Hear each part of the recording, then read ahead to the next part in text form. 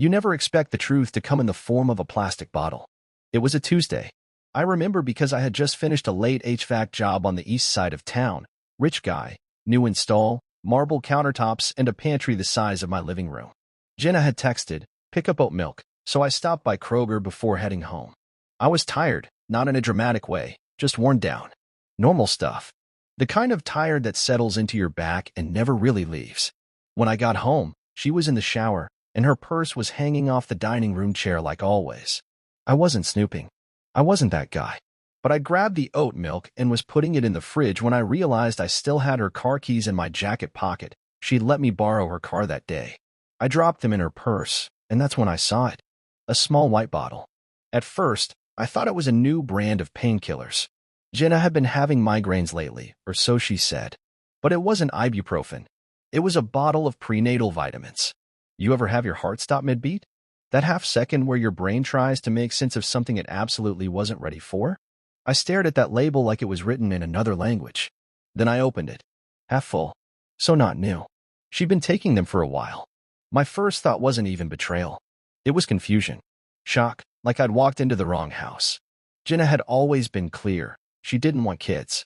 Not now, not maybe later. Just, no. We'd had that talk a dozen times. Me more than her, if I'm being honest. I never pressured her, but I'd be lying if I said I didn't hope she'd change her mind. I wanted to be a dad. Not in the Instagram dad kind of way. I liked the idea of building something. Of watching a little version of us run around the house. Of pancakes on Sunday and messy art projects on the kitchen table. But every time I brought it up, Jenna shut it down. She said she wasn't ready. Said she had too many things to fix in herself before she could raise anyone else. I respected that.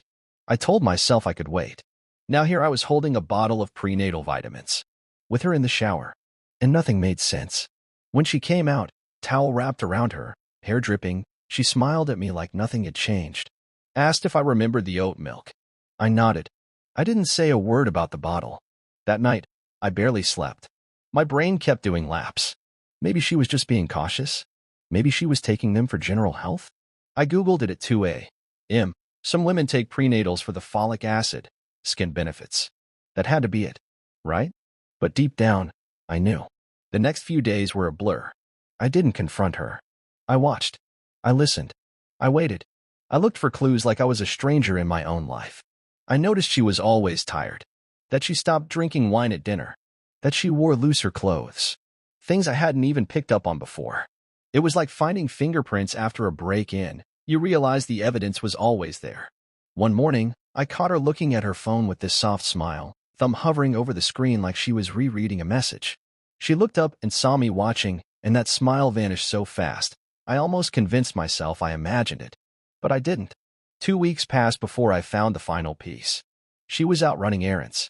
I was looking for my drill bit set in the garage when I noticed her gym bag by the door. Something just told me to open it. And there it was, a folded-up sonogram photo tucked in the side pocket. Grainy. Black and white.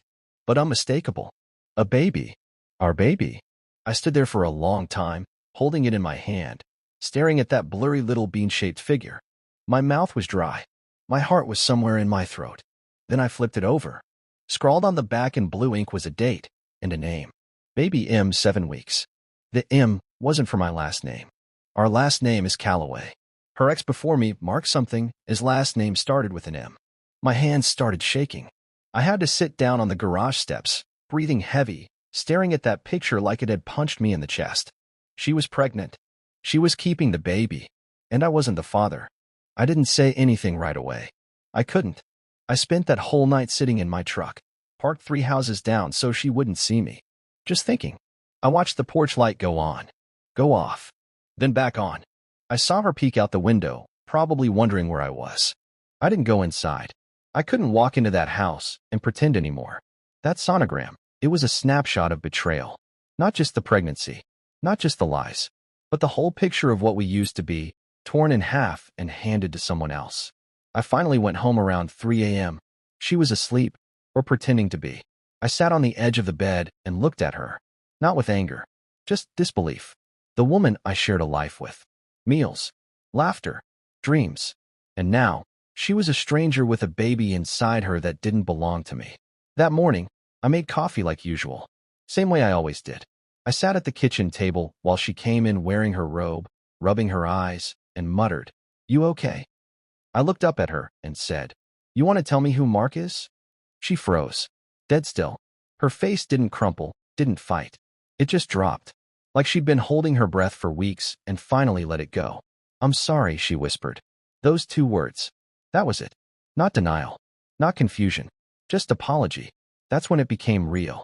"You said you didn't want kids," I said. "That you weren't ready. That you had stuff to work through.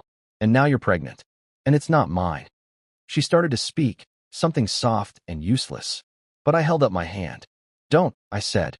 "Just don't." I left the house. I didn't slam doors. I didn't yell. I didn't throw her phone or rip up the sonogram. I just grabbed my keys and walked out.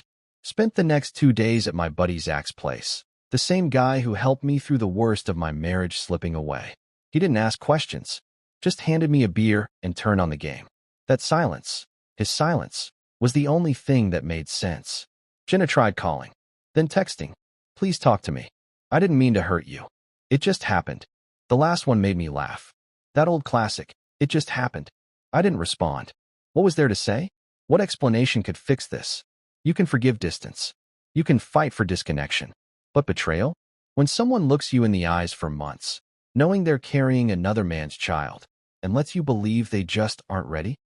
That kind of lie doesn't just crack your heart. It warps your whole reality. Eventually, I went back. Not for her, for my stuff. I walked in, and the air felt heavier. She was sitting on the couch, hands folded in her lap, like she was waiting for judgment. I didn't give it to her.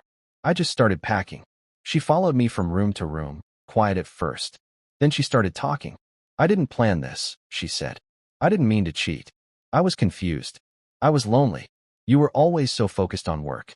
I felt invisible." I stopped folding a shirt and looked at her. "You felt invisible? I begged you to let me in.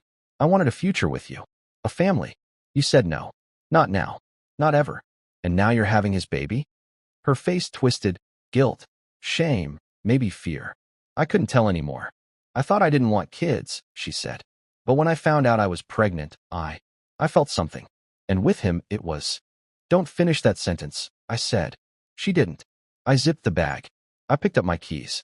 I looked around at the house we'd made, a place that was supposed to be our forever. The rug we picked out together. The photo frames we hung after our first anniversary. The worn-out couch where she used to fall asleep on my chest. It all looked different now, like props on a stage I'd just walked off. She stood by the door, arms crossed, holding her belly like it was both her shield and her truth. "You're really leaving?" she asked. I nodded. "You made that choice when you lied." She cried, said she was scared, said she didn't want to lose me. But she already had. I moved into a small apartment on the other side of town. Nothing fancy, just clean, quiet, mine. And for the first time in years, I could breathe. A few weeks later, I heard through a mutual friend that she was still with him. Mark. They were trying to make it work. Good for them, I guess. I don't hate her. Not really. I hate what she did.